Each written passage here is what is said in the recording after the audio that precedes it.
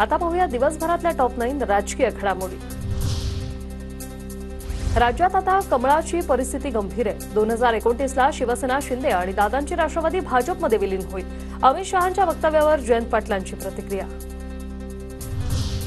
सुंदर मुली नोकरदार व्यावसायिकांना मिळतात, उरलेला गाळ शेतकऱ्यांना मिळतो। अजितदादांचे समर्थक आमदार देवेंद्र भुयारांच्या विधानानं नव्या वादाला तोंड।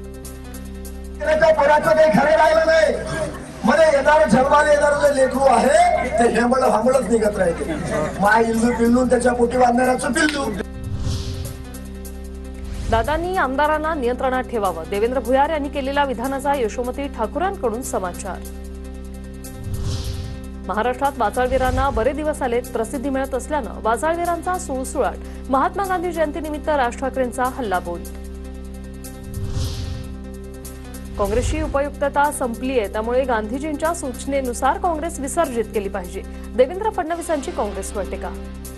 प्रकारे राजकीय उपयोग गांधीजींच्या नावाचा हे करतात। गांधीजींनी सूचना दिली होती स्वातंत्र्यानंतर की काँग्रेसची उपयोगिता संपली आहे, आता काँग्रेस विसर्जित केली पाहिजे, त्यामुळे ती सूचना आपण मान्य करा। सुशील कुमार शिंदेंच्या आत्मचरित्रात सावरकरांचं कौतुक। अस्पृश्यता जातीयवाद संपवण्यासाठी सावरकरांचे मोठे प्रयत्न। काँग्रेसच्या विचारसरणी सुधारण्याची गरज असल्याचाही उल्लेख। मनोज जरांगेंना रसद पुरवणाऱ्यांना आम्ही पाडणार। रोहित पवार, राजेश टोपेंसारखे 50 उमेदवार पाडण्याची यादी तयार। ओबीसी नेते लक्ष्मण हाकेंचा इशारा।